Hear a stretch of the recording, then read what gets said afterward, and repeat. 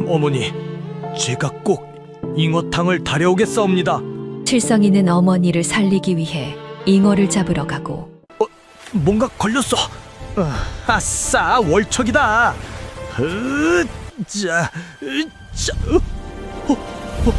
잉어가 아닌 용을 마주하게 되는데 세 가지 소원을 얘기하라.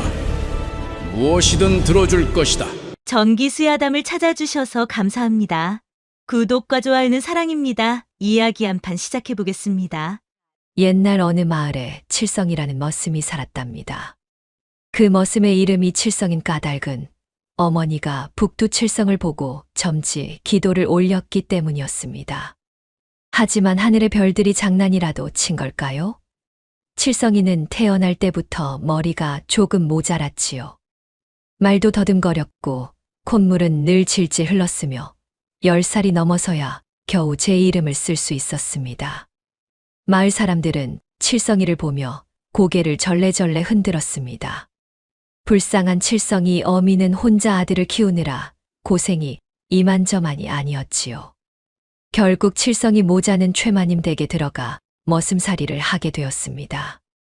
칠성이는 20이 넘었으나 여전히 바보였습니다. 주인집 최마님이 항아리를 가져오라고 하면 엉뚱하게 바가지를 들고 오기 일쑤였지요. 마님은 칠성이를 볼 때마다 혀를 차며 저런 바보 머슴을 왜 거뒀는지 모르겠다고 밥값도 못한다고 투덜댔습니다. 하지만 칠성이에게는 단 하나 그 무엇보다 귀한 것이 있었습니다. 바로 어머니를 향한 효심이었지요. 어느 봄날이었습니다. 칠성이의 어머니가 병이 들어 자리에 누웠습니다. 기침을 심하게 하시고 밥도 제대로 못 드셨지요. 얼굴은 창백했고 손발은 차가웠습니다. 칠성이는 어머니 곁에 앉아 손을 꼭 잡으며 걱정스러운 얼굴로 물었습니다.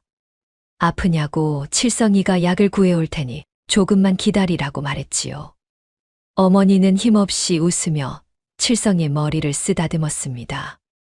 괜찮다고 조금 쉬면 나을 거라고 말했지요. 하지만 칠성이는 어머니가 거짓말하는 걸 알 수 있었습니다. 어머니의 손이 예전보다 훨씬 더 차가웠고 숨소리도 가빠졌으니까요. 칠성이는 행랑채를 나와 부엌으로 갔습니다. 부엌대기 춘녀에게 어머니 약을 구할 방법이 없냐고 물었지요. 춘녀는 안타까운 표정으로 잉어즙이 좋다고는 하는데 잉어가 어디 흔한 물고기냐며 고개를 저었습니다.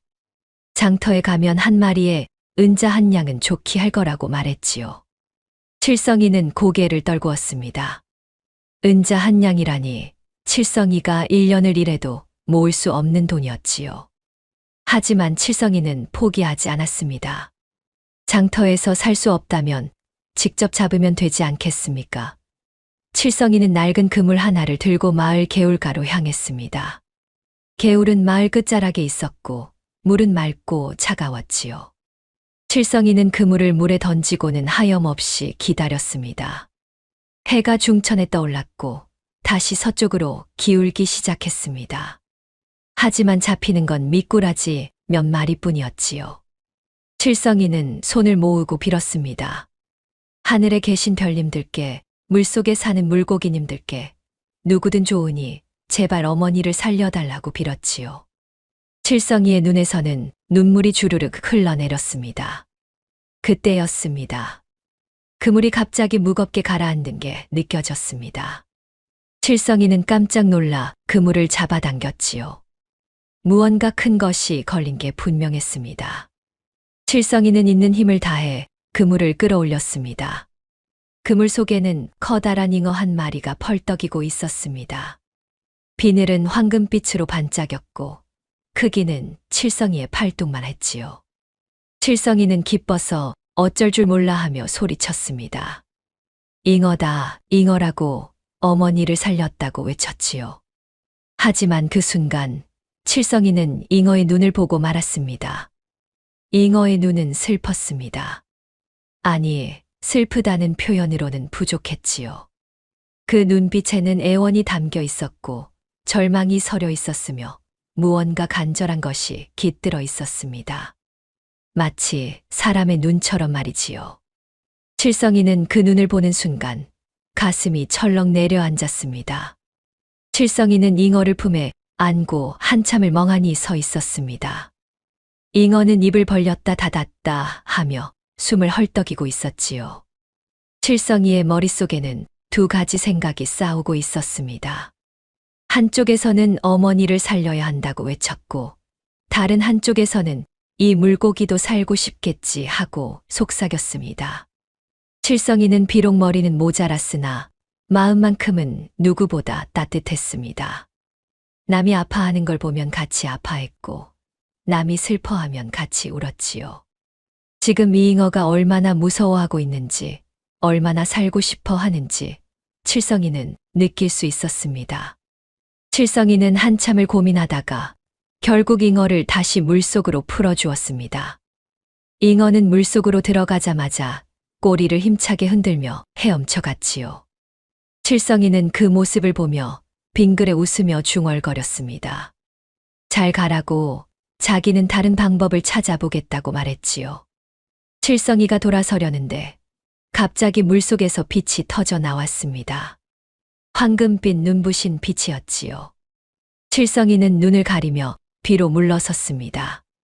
빛 속에서 무언가가 솟아오르고 있었습니다. 그것은 잉어가 아니었습니다. 아니, 잉어였으나 더 이상 잉어가 아니었지요. 비늘은 황금빛으로 빛났고 몸은 점점 길어지며 하늘로 솟아올랐습니다. 뿔이 돋아났고 수염이 자라났으며 발톱이 생겨났지요. 그것은 바로 용이었습니다. 칠성이는 입이 떡 벌어진 채 하늘을 올려다보았습니다. 용은 구름을 타고 하늘을 빙빙 돌다가 칠성이 앞으로 내려왔지요. 칠성이는 너무 놀라서 그 자리에 주저앉고 말았습니다. 용의 목소리가 칠성이의 귓가에 울려 퍼졌지요. 그 목소리는 우렁차면서도 따뜻했습니다. 그렇다.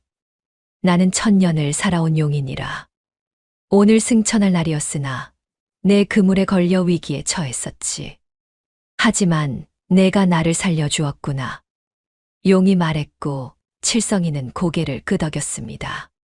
그저 당연한 일을 했을 뿐이라고 생각했지요. 용은 칠성이를 물끄러미 바라보며 말을 이었습니다. 내 효심이 갸륵하구나. 병든 어머니를 위해 잉어를 잡으려 했으나 그 잉어의 슬픔을 보고 차마 죽이지 못했지. 그 마음씨가 참으로 아름답구나. 용이 칭찬하자 칠성이는 얼굴을 붉히며 손사래를 쳤습니다. 칠성이는 그저 바보라서 우는 물고기를 보니 마음이 아팠을 뿐이라고 말했지요. 용은 칠성이의 순수함에 감동한 듯 고개를 끄덕였습니다. 너에게 은혜를 갚고자 하니 소원 3가지를 들어주마. 내가 정말로 간절히 원하는 순간이 오면 하늘을 보고 나를 부르거라. 그러면 어디에 있든 내가 너의 소원을 들어주리라. 용이 그렇게 말하고는 다시 하늘로 솟아올랐습니다. 구름이 몰려들어 용을 감쌌고 순식간에 용은 사라져버렸지요. 칠성이는 멍하니 하늘을 바라보다가 이내 정신을 차리고 집으로 돌아갔습니다. 집으로 돌아온 칠성이는 어머니에게 그날 있었던 일을 말했습니다. 잉어를 잡았다가 풀어주었더니 그게 용이었다는 것, 그리고 소원 3가지를 주겠다고 했다는 것을 말이지요. 어머니는 칠성이의 이야기를 듣고 빙그레 웃으며 칠성이의 머리를 쓰다듬었습니다. 우리 칠성이가 착한 일을 했구나. 그래, 잘했다. 목숨은 무엇과도 바꿀 수 없는 거란다. 어머니가 말했고 칠성이는 해벌쭉 웃었습니다. 그리고 어머니 곁에 누워 잠이 들었지요. 칠성이는 몰랐습니다. 자신이 받은 소원 3가지가 앞으로 어떤 기적과 시련을 가져올지 말이지요. 칠성이가 용을 만난 지 며칠 지났습니다. 어머니의 병은 조금씩 나아지고 있었습니다. 칠성이가 매일 산에서 약초를 캐다가 다려드렸고 부엌대기 춘녀가 몰래 쌀죽을 끓여다 주었기 때문이지요. 어머니는 여전히 기침을 하셨으나 예전보다는 얼굴에 핏기가 돌았습니다. 칠성이는 그것만으로도 기뻤지요. 하지만 최마님은 칠성이를 가만두지 않았습니다. 어머니가 아픈 동안 칠성이가 일을 제대로 하지 못했다는 이유로 더 많은 일을 시켰지요. 칠성이는 아침 일찍 일어나 외양간을 치우고 밭을 갈고 장작을 패고 물을 길어야 했습니다. 해가 지고 나서야 비틀거리며 행랑채로 돌아올 수 있었지요. 그러던 어느 날이었습니다. 최마님이 칠성이를 불러 세웠습니다. 이놈 칠성아, 저기 보이는 저 황무지 말이다.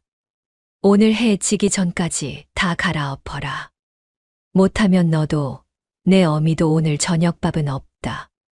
최마님이 차갑게 말했고 칠성이는 황무지를 바라보았습니다. 황무지는 집 뒤편에 있는 버려진 땅이었습니다. 돌이 가득하고 풀이 무성하게 자라 있어서 아무도 손대지 않던 곳이었지요. 그 넓이가 어찌나 넓던지 35명이 하루 종일 일해도 모자랄 판이었습니다. 칠성이는 떨리는 목소리로 물었습니다. 마님, 저기 혼자서요? 해 지기 전까지요. 칠성이가 묻자 최마님은 코웃음을 쳤습니다. 그래, 혼자서. 내 어미가 밥을 먹고 싶으면 어서 가서 일이나 해라. 최마님이 소리치며 칠성이를 밀쳤습니다. 칠성이는 비틀거리며 황무지 쪽으로 향했지요. 손에는 낡은 괭이와 삽이 들려 있었습니다. 칠성이는 황무지 앞에 서서 한숨을 내쉬었습니다. 땅은 돌투성이었고 풀은 칠성이의 허리까지 올라왔습니다. 칠성이는 괭이를 들어 땅을 파기 시작했지요. 하지만 괭이가 땅에 닿자마자 땡그랑 하는 소리와 함께 돌에 부딪혔습니다. 칠성이는 돌을 파내고 다시 괭이를 내리쳤지요. 또 돌이 나왔습니다. 한 시즌이 지났습니다. 칠성이가 간신히 판 땅은 손바닥만 했습니다. 해는 이미 중천에 떠올라 있었고 땀은 비 오듯 흘러내렸지요. 칠성이의 손에는 물집이 잡혔고 허리는 끊어질 듯 아팠습니다. 안 돼. 이러다간 해 지기 전에 못 끝내. 칠성이가 중얼거리며 고개를 들어 하늘을 보았습니다. 해가 서쪽으로 조금씩 기울고 있었지요. 칠성이는 어머니 생각이 났습니다. 만약 자기가 이 일을 못 끝내면 어머니가 저녁을 못 드시게 됩니다. 병든 어머니가 하루를 굶으면 어떻게 되겠습니까? 칠성이는 다시 괭이를 들었습니다. 하지만 손에는 힘이 하나도 없었지요. 괭이를 내리치려다가 그만 손을 놓치고 말았습니다. 괭이가 땅에 떨어졌고 칠성이도 그 자리에 주저앉았습니다. 안 돼. 어무이가 밥을 못 먹어. 칠성이는 눈물을 뚝뚝 흘렸습니다. 그때였습니다. 문득 용이 했던 말이 떠올랐지요. 내가 정말로 간절히 원하는 순간이 오면 하늘을 보고 나를 부르라고 했던 말이 말입니다. 칠성이는 고개를 들어 하늘을 올려다보았습니다. 그리고는 큰 소리로 외쳤지요. 용님, 도와주세요. 제발 이 일 좀 끝내게 해주세요. 칠성이가 외치자 갑자기 하늘에서 빛이 내려왔습니다. 황금빛 빗줄기가 칠성이를 감쌌고 귀에 익은 목소리가 들려왔지요. 무엇을 원하느냐? 용의 목소리였습니다. 칠성이는 황급히 말했습니다. 저 황무지요. 저걸 해 지기 전에 다 갈아야 하는데. 혼자서는 못해요. 어무이가 밥을 못 먹어요. 칠성이가 다급하게 말했고 용은 잠시 침묵했습니다. 그리고는 말했지요. 그것이 내 첫 번째 소원이냐? 용이 물었고 칠성이는 고개를 끄덕였습니다. 용은 한숨을 쉬는 듯한 소리를 냈지요. 알았다. 그리 되게 하마. 용이 말하자 빗줄기가 사라졌습니다. 칠성이는 멍하니 서 있다가 문득 주변이 이상하다는 걸 느꼈습니다. 땅에 떨어져 있던 괭이가 저절로 일어났지요. 아니, 괭이만이 아니었습니다. 삽도, 낫도, 쟁기도 모두 저절로 일어나 움직이기 시작했습니다. 칠성이는 눈이 휘둥그레졌습니다. 농기구들이 마치 살아있는 것처럼 움직이며 땅을 파기 시작한 것이지요. 괭이는 쿵쿵거리며 땅을 파고 삽은 흙을 퍼 날랐으며 쟁기는 저절로 밭고랑을 만들었습니다. 오, 되고 있어. 정말 되고 있어. 칠성이가 기뻐하며 소리쳤습니다.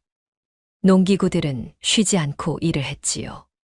칠성이는 그저 옆에 서서 구경만 하면 되었습니다. 하지만 문제가 생겼습니다.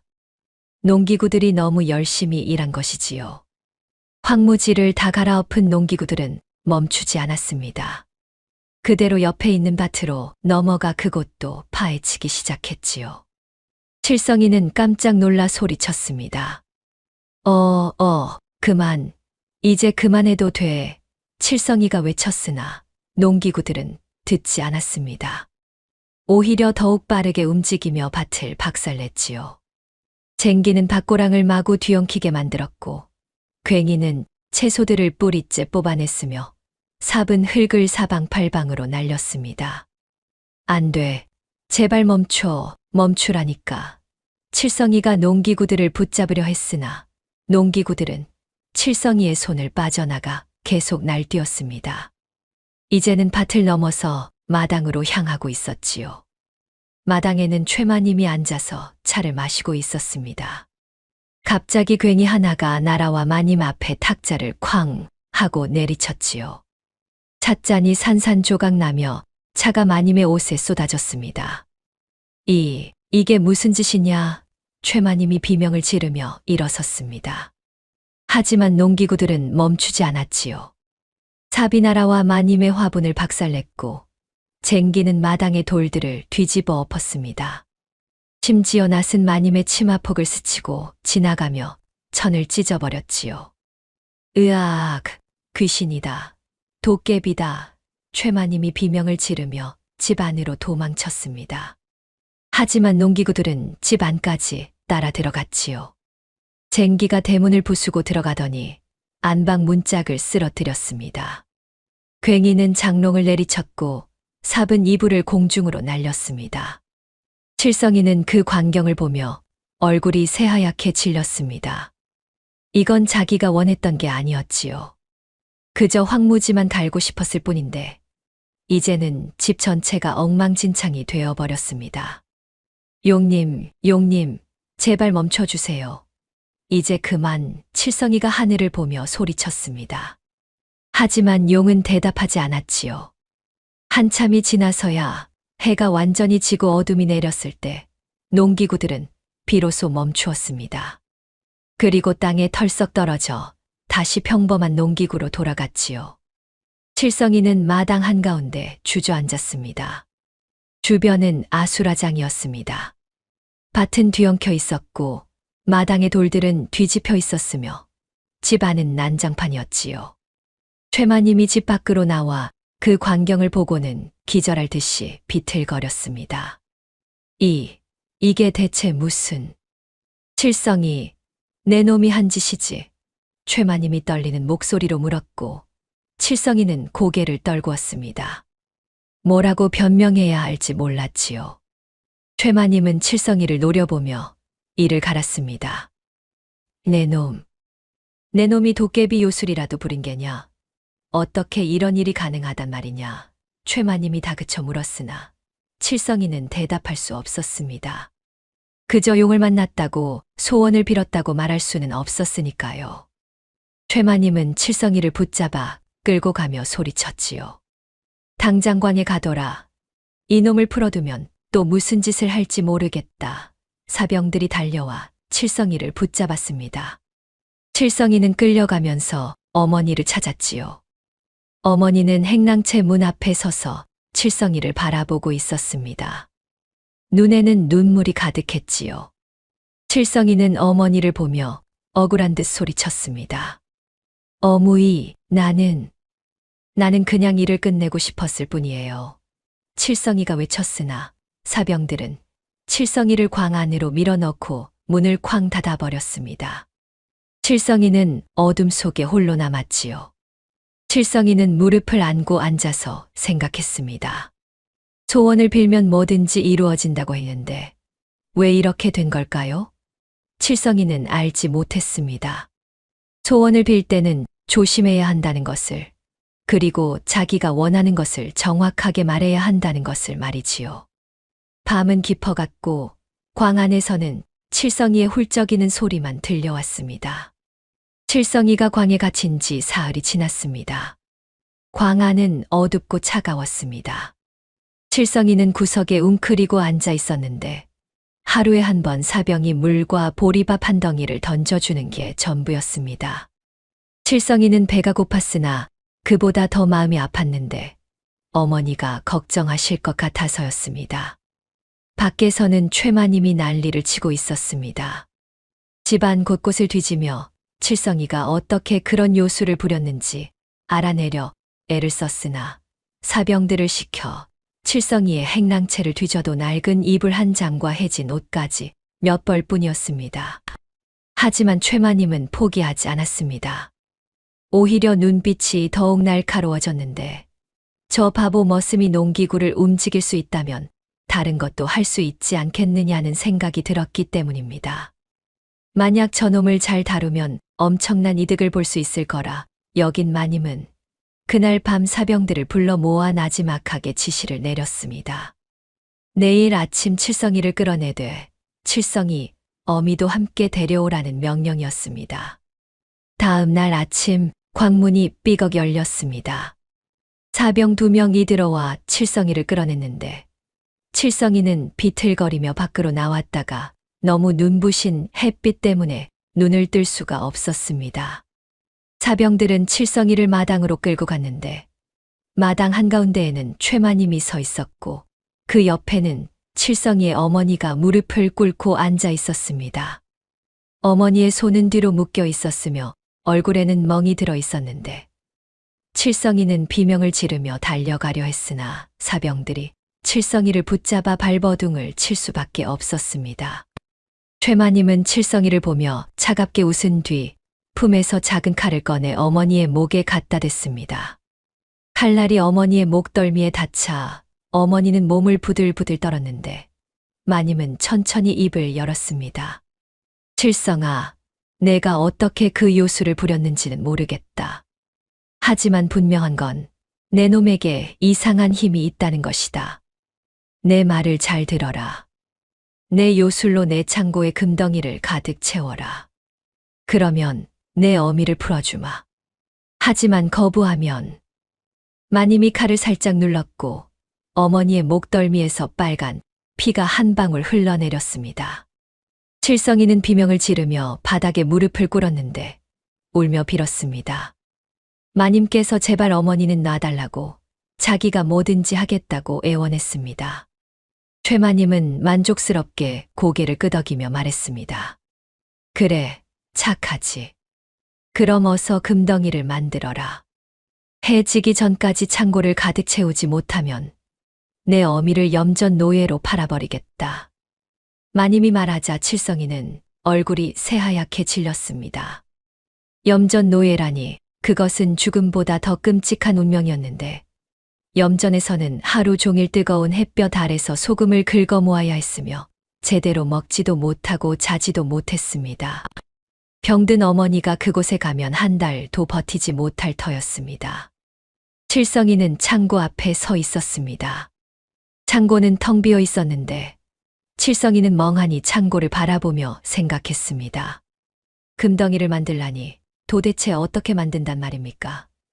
칠성이는 금이 어떻게 생겼는지도 제대로 모르는 바보였는데 주변을 둘러보니 돌이 있어서 주워 창고 안에 넣었으나 돌은 여전히 돌일 뿐 금으로 변하지 않았습니다. 칠성이는 다시 주변을 살펴 나뭇가지를 주워 창고에 넣었으나 나뭇가지도 금이 되지 않았습니다. 해가 중천에 떠올랐습니다. 칠성이는 창고 앞에 주저앉아 머리를 감싸쥐었는데 어떻게 해야 할지 몰랐습니다. 용에게 소원을 빌면 될까 싶었으나 칠성이는 금을 만드는 방법을 몰랐고 용에게 뭐라고 말해야 할지도 알 수 없었습니다. 칠성이가 눈물을 흘리며 중얼거리고 있을 때 뒤에서 어머니의 목소리가 들렸습니다. 칠성이가 고개를 돌리자 어머니가 사병들에게 끌려와 칠성이 옆에 세워졌는데 어머니는 여전히 손이 묶여 있었고 목에는 칼자국이 나 있었습니다. 칠성이가 소리치며 일어났으나 사병이 칠성이를 밀쳤고 어머니는 칠성이를 바라보며 힘없이 웃으며 말했습니다. 칠성아, 괜찮다. 내가 금을 만들지 못해도 어미는 괜찮단다. 어머니가 말했으나 칠성이는 고개를 절레절레 흔들었습니다. 괜찮을 리가 없었는데 어머니가 염전으로 팔려가면 다시는 볼 수 없을 터였습니다. 최마님이 다가와서는 해를 보며 말했습니다. 해가 벌써 서쪽으로 기울고 있으니 시간이 얼마 남지 않았다고 어서 금을 만들지 못하겠느냐고 재촉했습니다. 칠성이는 바닥에 무릎을 꿇고 빌었는데 자기는 금을 만들 줄 모르니 제발 어머니만 놓아달라고 자기가 평생 일하겠다고 밥도 안 먹고 일하겠다고 애원했습니다. 하지만 최마님은 코웃음을 치며 말했습니다. 내 놈이 거짓말을 하는구나. 농기구를 움직이는 요술을 부릴 수 있으면서 금을 못 만든다니 말이 되느냐? 어디 두고 보자. 해가 지면 내 어미는 끝이다. 마님이 말하고는 돌아섰고 사병들도 어머니를 끌고 가려 했습니다. 칠성이는 어머니를 붙잡으려 했으나 사병이 칠성이를 밀쳐서 바닥에 넘어졌는데 칠성이는 울부짖으며 어머니를 불렀습니다. 어머니는 뒤를 돌아보며 칠성이에게 미소를 지어 보였으나 그 미소는 마치 마지막 작별 인사처럼 슬펐습니다. 칠성이는 혼자 창고 앞에 남았습니다. 해는 점점 서쪽으로 기울고 있었는데 칠성이는 하늘을 올려다보며 생각했습니다. 용에게 소원을 빌어야 할까 싶었으나 뭐라고 말해야 할지 몰랐는데 금을 만들어 달라고 하면 또 농기구처럼 폭주하면 어떻게 하나 싶었습니다. 칠성이는 머리를 쥐어뜯으며 자신의 어리석음을 한탄했는데 머리가 좋았다면 이런 상황에서 벗어날 방법을 찾을 수 있을 텐데 칠성이는 바보라서 아무 생각도 나지 않았습니다. 칠성이가 중얼거리며 내가 똑똑했으면 좋겠다고 말하는 순간 문득 깨달았습니다. 그래, 그거였습니다. 칠성이에게 필요한 건 금이 아니라 머리였는데 똑똑한 머리가 있다면 최마님을 이길 방법을 찾을 수 있을 터였습니다. 칠성이는 천천히 고개를 들어 하늘을 올려다보았습니다. 해가 지평선에 걸려 있었는데 시간이 얼마 남지 않았습니다. 칠성이는 떨리는 목소리로 외쳤습니다. 용님, 용님, 제발 도와주세요. 칠성이가 외치자 하늘에서 빛이 내려왔습니다. 황금빛 빗줄기가 칠성이를 감쌌고 용의 목소리가 들려왔는데 무엇을 원하느냐고 물었습니다. 칠성이는 눈물을 흘리며 대답했습니다. 저 똑똑해지고 싶어요. 천하제일 똑똑이로 만들어주세요. 그래야 우리 어무이를 구할 수 있어요. 칠성이가 간절하게 말하자 용은 잠시 침묵했다가 물었습니다. 그것이 내 두 번째 소원이냐고 묻자 칠성이는 고개를 끄덕였는데 용은 한숨을 쉬는 듯한 소리를 내며 말했습니다. 알았다. 그리 되게 하마. 하지만 조심하거라. 지혜는 축복이자 저주가 될 수 있느니라. 용이 말하자 빗줄기가 칠성이의 머리를 감쌌습니다. 칠성이는 눈을 감았다가 다시 떴는데 그 순간 세상이 완전히 달라 보였습니다. 빛이 사라졌습니다. 칠성이는 눈을 떴습니다. 그리고 세상이 달라졌음을 느꼈습니다. 아니, 세상이 달라진 게 아니라 자신이 달라진 것이었습니다. 머릿속이 맑아졌고 눈앞의 모든 것이 또렷하게 보였으며 귀로 들리는 소리 하나하나가 명확하게 들렸습니다. 칠성이는 천천히 고개를 들어 주변을 둘러보았습니다. 창고 앞에 놓인 돌멩이 하나가 보였고 그 돌멩이를 보는 순간 머릿속에 수많은 생각이 스쳐 지나갔습니다. 저 돌의 무게는 대략 서큰쯤 되겠고 성분은 화강암이며 저것을 깨면 날카로운 조각이 될 것이라는 계산이 순식간에 떠올랐습니다. 칠성이는 손을 들어 자신의 얼굴을 만져보았습니다. 여전히 칠성이의 얼굴이었으나 무언가 달라진 느낌이었습니다. 눈빛이 달랐습니다. 예전의 멍한 눈빛은 사라지고 차분하고 냉철한 눈빛이 그 자리를 대신하고 있었습니다. 칠성이는 중얼거렸습니다. 이게 똑똑해진 거라고. 목소리도 달랐습니다. 예전처럼 더듬거리지 않았고 또박또박 정확하게 발음이 나왔습니다. 칠성이는 천천히 일어섰습니다. 그때 최마님이 사병들을 이끌고 다가왔습니다. 해가 완전히 지평선 아래로 사라지고 있었고 마님은 승리한 듯한 표정을 짓고 있었습니다. 시간이 다 됐다. 금덩이는 어디 있느냐? 아무것도 만들지 못했구나. 그럼 약속대로 내 어미를. 최마님이 말하려는 순간 칠성이가 입을 열었습니다. 마님, 잠시만 기다려 주십시오. 칠성이의 목소리는 차분했습니다. 최마님은 눈을 가늘게 뜨며 칠성이를 바라보았습니다. 뭔가 이상했습니다. 칠성이의 눈빛이 달랐고 말투가 달랐으며 서 있는 자세조차 달라 보였습니다. 최마님이 화를 내며 내 놈이 감히 나에게 기다리라고 하느냐며 소리쳤으나 칠성이는 전혀 흔들리지 않았습니다. 오히려 한 걸음 앞으로 나아가며 말했습니다. 마님께서 방금 하신 말씀은 법적으로 문제가 있습니다. 조선의 형법에 의하면 노비라 하더라도 주인이 함부로 팔 수 없습니다. 특히 병든 노비를 염전으로 파는 것은 살인과 다름없는 행위로 간주되어 주인이라도 처벌받을 수 있습니다. 칠성이가 또박또박 말하자 최마님은 입이 떡 벌어졌습니다. 주변의 사병들도 놀란 표정으로 칠성이를 바라보았습니다. 저 바보 머슴이 법을 논하다니 이게 무슨 일입니까? 칠성이는 계속해서 말을 이었습니다. 게다가 마님께서는 지난 석 달간 관아에 바칠 세금을 속이셨습니다. 장부를 이중으로 작성하여 실제 수확량의 절반만 신고하셨으며 지난달에는 이웃 마을 김 부자와 땅 거래를 하시며 경계를 속여 세금을 덜 내셨습니다. 이는 역적죄에 준하는 중죄입니다. 칠성이가 차분하게 말할수록 최마님의 얼굴은 새하얗게 질렸습니다. 그것은 아무도 모르는 비밀이었습니다. 도대체 저 머슴놈이 어떻게 알았단 말입니까? 최마님은 뒷걸음질을 치며 물었습니다. 네, 내 놈이 어떻게? 제가 어떻게 아느냐고요? 마님, 저는 이제 모든 것을 압니다. 마님의 장부가 어디에 숨겨져 있는지도, 그 장부에 무엇이 적혀 있는지도 압니다. 칠성이가 말하자 최마님은 바닥에 주저앉았습니다. 다리에 힘이 풀려버린 것입니다. 칠성이는 마님을 내려다보며 계속 말했습니다. 하지만 마님, 저는 당장 관아에 고발하지 않겠습니다. 일단은 말입니다. 칠성이가 말하자 최마님은 고개를 번쩍 들었습니다. 희망이 보이는 것 같았습니다. 칠성이는 차갑게 웃으며 말을 이었습니다. 우리 모자를 당장 풀어주십시오. 그리고 앞으로 절대 해코지하지 마십시오.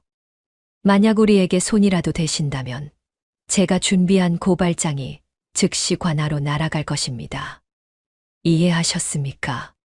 칠성이가 물었고 최마님은 고개를 끄덕이며 말했습니다. 알겠다. 풀어주마. 너와 내 어미를 자유롭게 해주겠다. 그러니 제발 관아에는 말하지 말아라. 최마님이 빌듯이 말하자 칠성이는 고개를 끄덕였습니다. 사병들은 황급히 칠성이 어머니의 손을 풀어주었고 어머니는 비틀거리며 칠성이에게 다가왔습니다. 칠성이는 어머니를 부축하며 말했습니다. 어머니, 이제 괜찮습니다. 우리는 자유입니다. 칠성이와 어머니는 행랑채로 돌아왔습니다.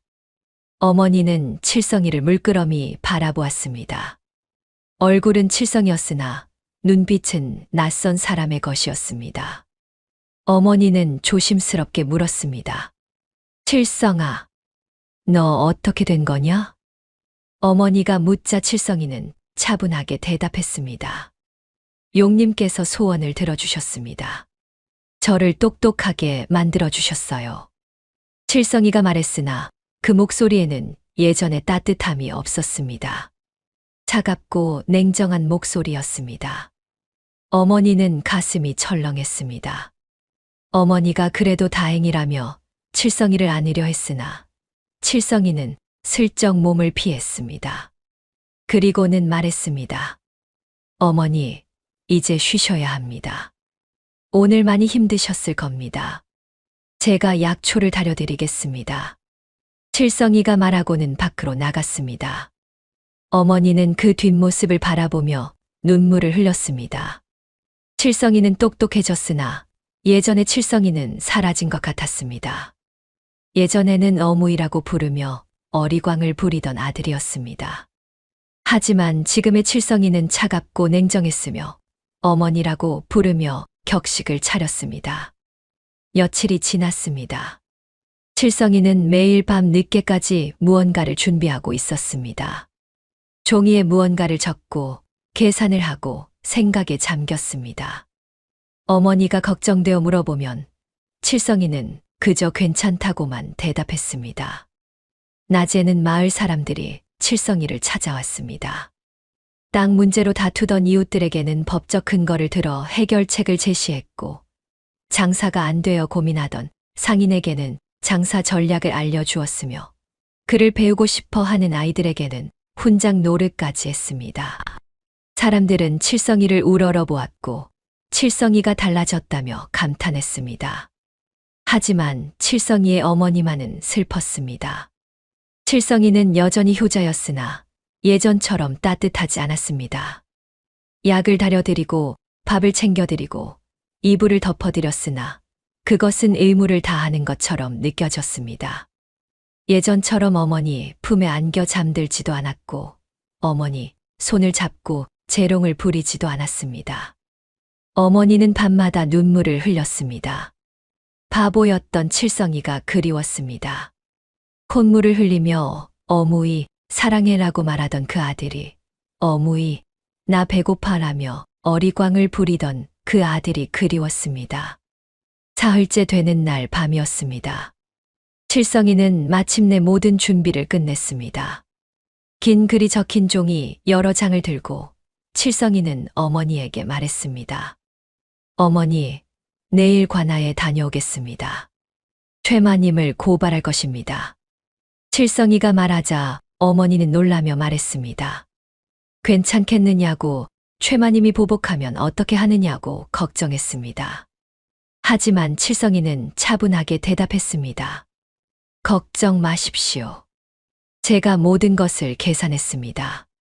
최마님은 이제 끝입니다.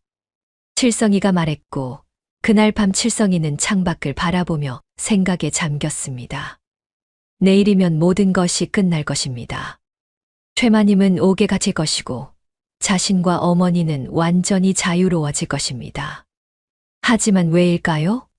마음 한구석이 공허했습니다. 모든 것을 계산할 수 있었으나 어머니의 눈물만큼은 계산할 수 없었습니다. 다음 날 아침이 밝았습니다. 칠성이는 일찍 일어나 준비를 마쳤습니다.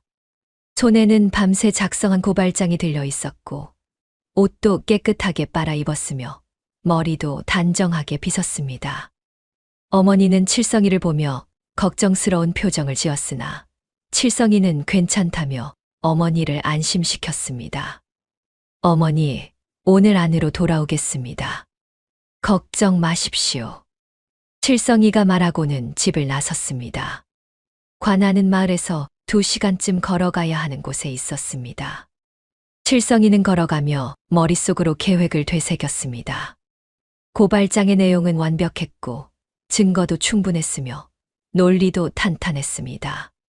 사또가 이 고발장을 보면 반드시 최복만을 잡아들일 것입니다. 하지만 칠성이는 한 가지를 더 해야 했습니다. 바로 이중장부를 찾아내는 것이었는데 고발장만으로는 부족했고 확실한 증거가 필요했기 때문입니다. 칠성이는 이미 그 장부가 어디에 숨겨져 있는지 알고 있었습니다. 칠성이는 관아로 가는 길을 돌아 최마님 댁으로 향했습니다. 최마님은 그날 아침 장터에 나갔고 사병들도 대부분 따라갔다는 것을 칠성이는 알고 있었습니다. 집에는 하인 몇 명만 남아있을 터였습니다. 칠성이는 뒷문으로 조심스럽게 들어가 안방으로 향했는데 머슴으로 일하며 이 집 구석구석을 청소했기 때문에 어디에 무엇이 있는지 다 알고 있었습니다. 안방은 조용했습니다. 칠성이는 벽장으로 다가가 문을 열었는데 벽장 안에는 옷가지와 이불이 가득했으나 칠성이는 그것들을 치우고 벽장 뒤쪽을 살폈습니다. 뒤쪽 널빤지 하나가 다른 것보다 약간 튀어나와 있었는데 칠성이는 그 널빤지를 잡아당겼습니다. 널빤지가 빠지며 그 뒤로 작은 공간이 나타났고 그 안에는 두툼한 장부 한 권이 놓여 있었습니다. 칠성이는 장부를 꺼내 펼쳐보았는데 장부에는 실제 수확량과 신고한 수확량이 각각 적혀 있었으며 그 차이가 엄청났습니다. 이것이 바로 결정적 증거였습니다. 칠성이는 장부를 품에 넣고 재빨리 안방을 빠져나온 뒤 뒷문을 통해 집을 나와 관아로 향했습니다. 관아에 도착한 칠성이는 대문 앞에서 심호흡을 했습니다. 문지기가 칠성이를 보고 누구냐고 물었고 칠성이는 최복만 댁의 머슴이라며 사또님께 고발할 일이 있다고 말했습니다. 문지기는 고개를 갸웃하며 칠성이를 안으로 안내했는데 머슴이 주인을 고발한다는 것은 매우 드문 일이었기 때문입니다. 칠성이는 관아 마당에 무릎을 꿇고 앉았습니다. 잠시 후 사또가 나왔는데 사또는 50줄의 백발 노인으로 관직 생활을 30년 넘게 해온 노련한 관리였습니다. 사또는 칠성이를 보고 눈살을 찌푸렸습니다. 내가 고발할 일이 있다고 사또가 물었고 칠성이는 고개를 숙이며 최복만 댁의 머슴이라고 주인 최복만이 세금을 속이고 백성을 해친 죄를 고발하고자 한다고 대답했습니다. 사또는 더욱 눈살을 찌푸리며 고발장을 내라고 명했고 칠성이는 품에서 고발장을 꺼내 올렸습니다. 사또는 고발장을 받아 읽기 시작했습니다. 처음에는 무심한 표정이었으나 읽어 내려갈수록 표정이 달라졌습니다. 놀라움이 스쳤고 감탄이 번졌으며 마침내 고개를 끄덕이기 시작했습니다. 고발장의 문장은 유려했습니다. 소인은 삼가 아뢰옵니다로 시작하여 최복만의 죄를 하나하나 명확히 나열했으며 각 죄에 해당하는 법 조항까지 정확히 명시했습니다. 대명률 호율 제3조에 의거하여 경국대전 형전에 명시된 바와 같이라는 문구들이 정확하게 쓰여 있었고 논리는 한치의 빈틈도 없었습니다. 사또는 고발장을 다 읽고 나서 칠성이를 물끄러미 바라보았습니다. 그리고는 놀라움을 감추지 못하며 물었습니다. 이것을 내가 썼단 말이냐? 사또가 물었고 칠성이는 고개를 끄덕였습니다. 사또는 감탄하며 말했습니다. 이 문장력이며 논리라니. 과거 시험을 봐도 장원급제할 실력인데 누가 대신 써준 것이 아니냐? 사또가 의심스러운 듯 물었고 칠성이는 직접 썼다고 만약 의심스럽다면 지금 즉석에서 글을 지어 보이겠다고 당당하게 말했습니다.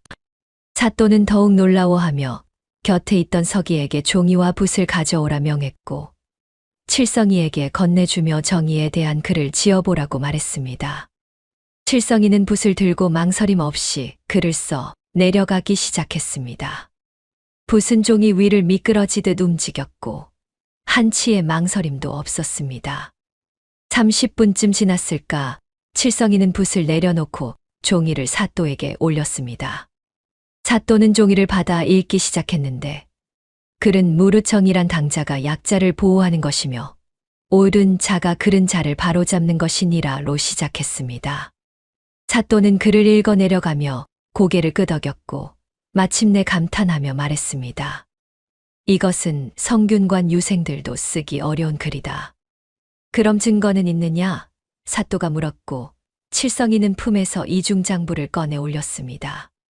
사또는 장부를 받아 펼쳐보았고 얼굴이 굳어진 뒤 즉시 최복만을 잡아오라고 명령했습니다. 포졸들이 우르르 달려나갔습니다. 2시간쯤 지났을까 포졸들이 최복만을 끌고 왔습니다. 최복만은 장터에서 잡혀왔는데 얼굴은 새하얗게 질려 있었고 손은 뒤로 묶여 있었습니다. 최복만은 칠성이를 보고 이를 갈았으나 이미 늦었습니다.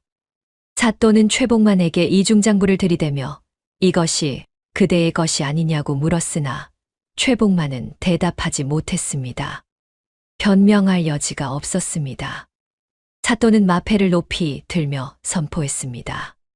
최복만은 세금을 속이고 백성을 기만한 죄로 가산을 몰수하고 옥에 가둔다. 당장 끌고 가라. 사또의 명령이 떨어지자 포졸들이 최복만을 끌고 갔습니다. 최복만은 비명을 지르며 발버둥 쳤으나 소용없었습니다. 칠성이는 그 모습을 차갑게 바라보았습니다. 사또는 칠성이를 보며 내 덕분에 악인을 잡았다고, 포상금으로 은자 10냥을 내리겠다고, 그리고 원한다면 자기 밑에서 서기로 일할 수 있도록 추천하겠다고 말했습니다. 하지만 칠성이는 고개를 저으며 감사하나 어머니를 돌봐야 하니 벼슬은 사양하겠다고 말했습니다. 사또는 고개를 끄덕이며 안타까워했고 칠성이는 포상금을 받고 관할을 나와 집으로 돌아갔습니다. 마을로 돌아온 칠성이는 영웅이 되어 있었습니다. 소문은 삽시간에 퍼졌습니다.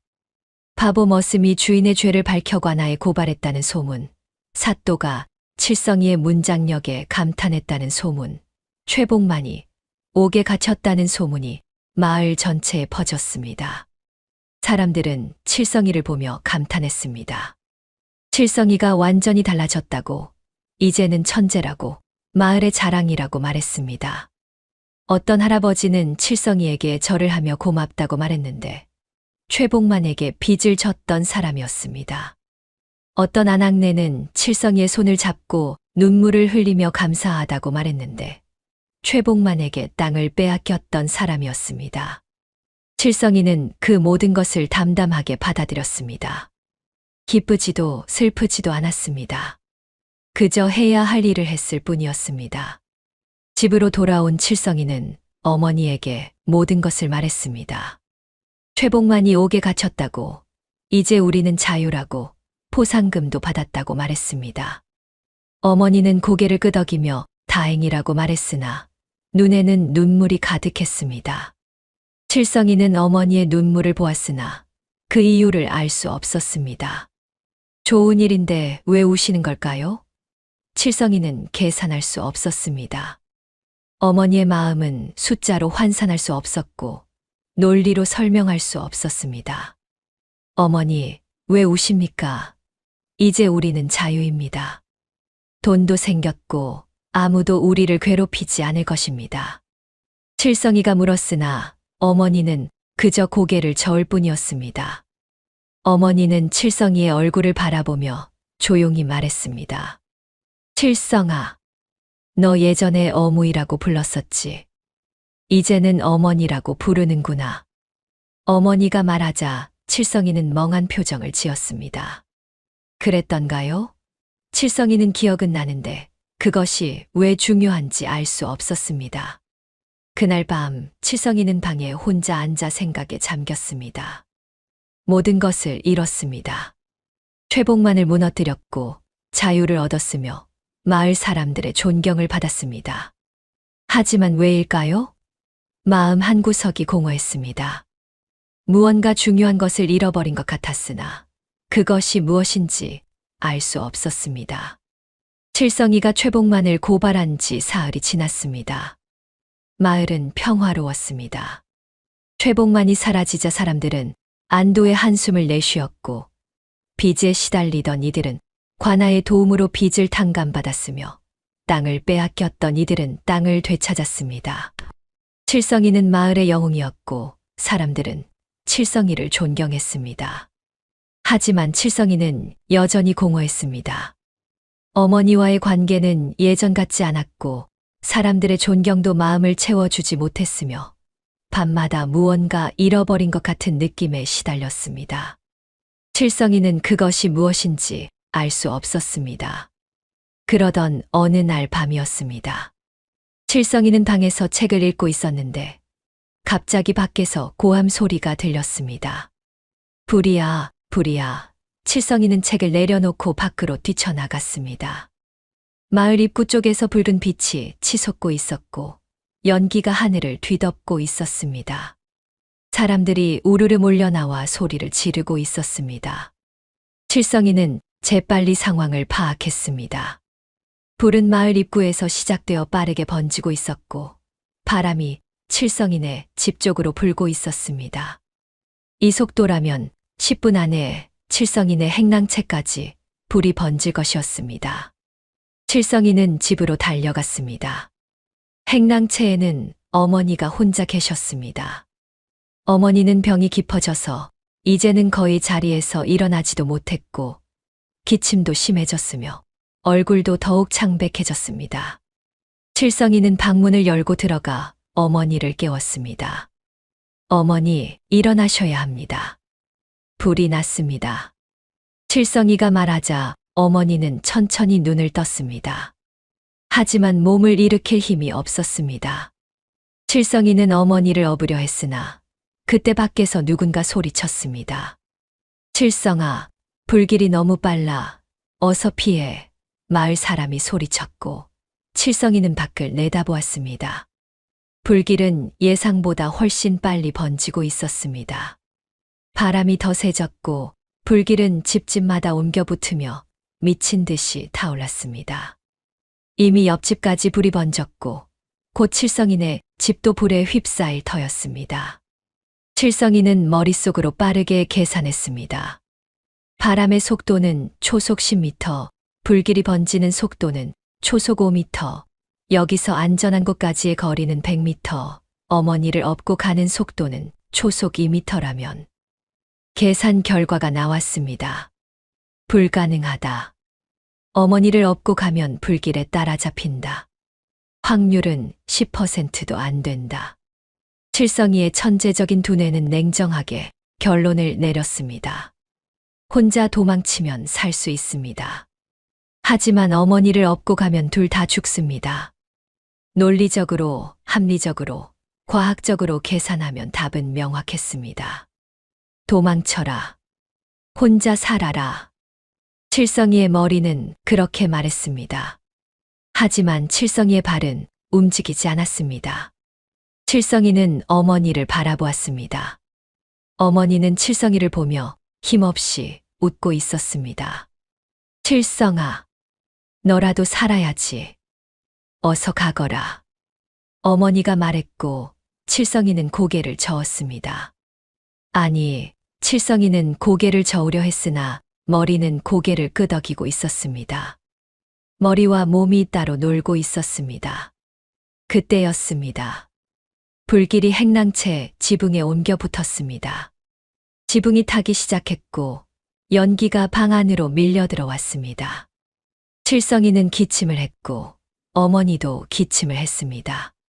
시간이 없었습니다. 칠성이의 머릿속에서 계산이 계속되었습니다. 지금 나가면 살 수 있다. 5초만 더 있으면 생존 확률이 반으로 떨어진다. 10초면 30%, 20초면 10%. 숫자들이 머릿속을 가득 채웠습니다. 확률, 속도, 거리, 시간. 모든 것이 계산되었고 모든 것이 도망치라고 외쳤습니다. 하지만 칠성이의 가슴 한구석에서 무언가가 울었습니다. 작은 목소리였습니다. 어무이 라는 목소리였습니다. 그것은 예전의 칠성이, 바보였던 칠성이의 목소리였습니다. 칠성이는 그 목소리를 듣고 멈칫했습니다. 그리고 문득 깨달았습니다. 자신이 잃어버린 것이 무엇인지, 공허함의 정체가 무엇인지 알게 되었습니다. 그것은 바로 마음이었습니다. 똑똑해지면서 칠성이는 계산하는 법을 배웠으나 느끼는 법을 잊어버렸습니다. 논리를 얻었으나 사랑을 잃었습니다. 지혜를 얻었으나 따뜻함을 잃었습니다. 칠성이는 어머니를 바라보았습니다. 어머니는 여전히 칠성이를 보며 웃고 있었습니다. 그 웃음은 슬펐으나 따뜻했습니다. 칠성이는 그 웃음을 보는 순간 결심했습니다. 맞아. 똑똑한 게 다 무슨 소용이야. 계산이 다 무슨 소용이야. 우리 어머니가 죽는데. 칠성이는 어머니를 업으려 했습니다. 하지만 어머니는 고개를 저으며 칠성이를 밀쳤습니다. 힘이 없는 어머니였으나 그 순간만큼은 힘이 있었습니다. 안 돼. 너라도 살아야 해. 어머니가 말했고 칠성이는 눈물을 흘렸습니다. 천재가 된 이후 처음 흘리는 눈물이었습니다. 칠성이는 하늘을 올려다보았습니다. 불길이 천장을 태우고 있었고 연기가 자욱했으며 숨을 쉴 수 없었습니다. 칠성이는 떨리는 목소리로 외쳤습니다.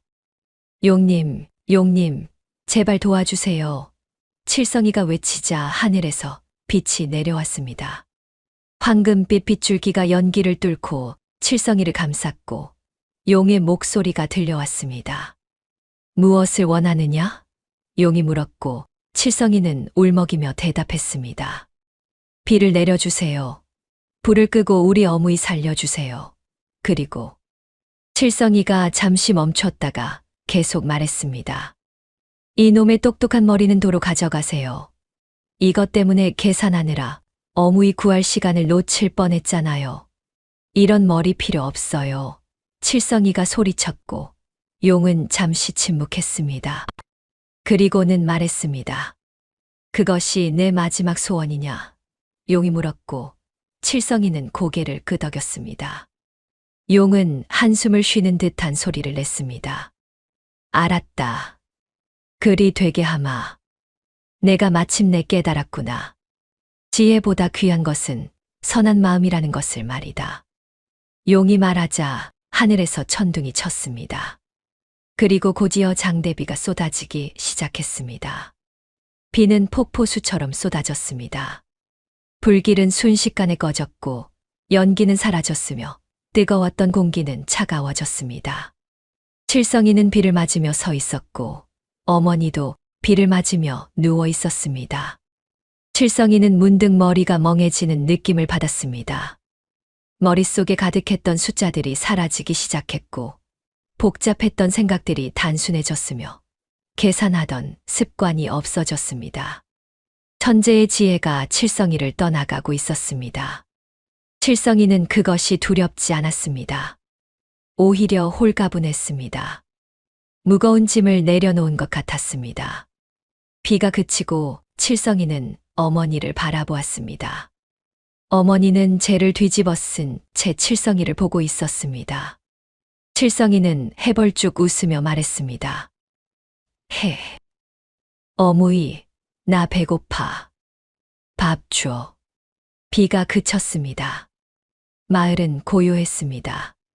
불길은 완전히 꺼졌고 연기도 사라졌으며 타다 남은 집들만이 그 자리에 서 있었습니다. 사람들은 하나둘 밖으로 나와 하늘을 올려다보았습니다. 방금 전까지 맑았던 하늘에서 갑자기 장대비가 쏟아졌다가 또 금방 그쳤으니 신기할 수밖에 없었습니다. 칠성이는 행랑채 앞에 서 있었습니다. 온몸이 비에 젖어 있었고 얼굴에는 재가 묻어 있었으며 옷은 찢어져 있었습니다. 하지만 칠성이는 웃고 있었습니다. 해벌쭉하게 예전에 그 바보 같은 미소로 웃고 있었습니다. 칠성이는 방 안으로 들어가 어머니를 바라보았습니다. 어머니도 재를 뒤집어 쓴 채 누워 계셨으나 살아 계셨고 숨을 쉬고 계셨으며 칠성이를 보고 계셨습니다. 칠성이는 어머니 곁으로 다가가 주저앉았습니다. 어무이, 나 배고파. 밥 줘. 칠성이가 말했고 어머니는 눈물을 흘렸습니다. 하지만 그 눈물은 슬픈 눈물이 아니었습니다. 기쁜 눈물이었고 안도의 눈물이었으며 사랑의 눈물이었습니다. 어머니는 칠성이를 끌어안으며 말했습니다. 아이고, 내 새끼, 그래 밥 먹자. 어머니가 말하며 칠성이의 머리를 쓰다듬었고 칠성이는 어머니 품에 안겨 눈을 감았습니다. 따뜻했습니다. 세상 무엇보다 따뜻했습니다. 사람들이 칠성이네 행랑채로 몰려왔습니다. 불이 꺼졌으니 괜찮은지 확인하러 온 것이었습니다. 사람들은 칠성이와 어머니가 무사한 것을 보고 안도의 한숨을 내쉬었습니다. 누군가 칠성이에게 어떻게 불을 끌었느냐고 물었으나 칠성이는 그저 해벌쭉 웃으며 모르겠다고 대답했습니다. 사람들은 칠성이를 보며 의아해했습니다. 며칠 전까지만 해도 천재처럼 말하고 행동하던 칠성이가 다시 예전의 바보로 돌아간 것처럼 보였기 때문입니다. 누군가 칠성이에게 복잡한 질문을 던졌으나 칠성이는 고개를 갸우뚱하며 모르겠다고 대답했습니다. 사람들은 수군거렸습니다. 칠성이가 다시 바보가 된 것 같다고, 혹시 불에 놀라서 그런 게 아니냐고 안타깝다고 말했습니다. 하지만 어머니는 그 말들을 듣고도 슬퍼하지 않았습니다. 오히려 미소를 지었습니다. 어머니는 알고 있었습니다. 칠성이가 잃어버린 것은 지혜였으나 되찾은 것은 그보다 훨씬 귀한 것이라는 것을 말입니다. 바로 순수한 마음과 따뜻한 사랑이었습니다. 며칠이 지났습니다. 마을 사람들은 불에 탄 집들을 다시 짓기 시작했습니다. 칠성이도 사람들을 도왔는데 예전처럼 서툴렀고 실수도 많이 했으나 누구보다 열심히 일했습니다. 사람들은 칠성이를 보며 안타까워했으나 칠성이는 신경 쓰지 않았습니다. 어느 날 관아에서 사또가 칠성이를 찾아왔습니다. 사또는 불이 난 원인을 조사하러 왔다가 칠성이를 만났는데 칠성이가 달라진 것을 보고 놀랐습니다. 사또는 칠성이에게 무슨 일이 있었느냐고 물었으나 칠성이는 그저 해벌쭉 웃으며 모르겠다고 대답했습니다. 사또는 안타까운 표정을 지으며 돌아갔습니다.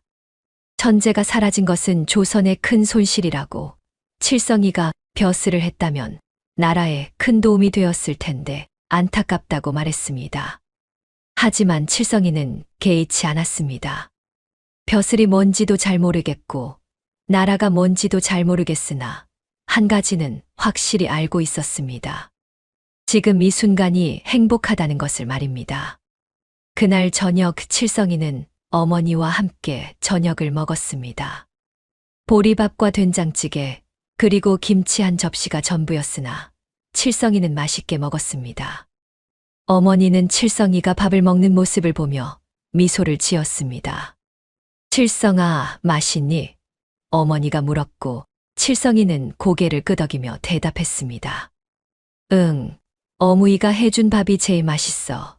칠성이가 말하며 해벌쭉 웃었고 어머니는 칠성이의 머리를 쓰다듬었습니다. 그로부터 시간이 흘렀습니다. 칠성이는 다시 평범한 머슴으로 살아갔습니다. 아니, 이제는 머슴이 아니었습니다. 최복만이 사라진 뒤 그 집은 비어 있었고 마을 사람들이 칠성이 모자에게 그 집에서 살라고 권했기 때문입니다. 칠성이와 어머니는 예전에 최복만이 살던 집의 작은 방 하나를 얻어 살게 되었습니다. 칠성이는 마을 사람들의 일을 도우며 살았습니다. 밭을 갈고 장작을 패고 물을 길어주고 심부름을 했습니다. 사람들은 칠성이에게 품삯을 주었고 칠성이는 그 돈으로 어머니의 약을 샀습니다. 어머니의 병은 조금씩 나아졌습니다. 칠성이가 매일 약초를 다려드리고 정성껏 간호했기 때문입니다.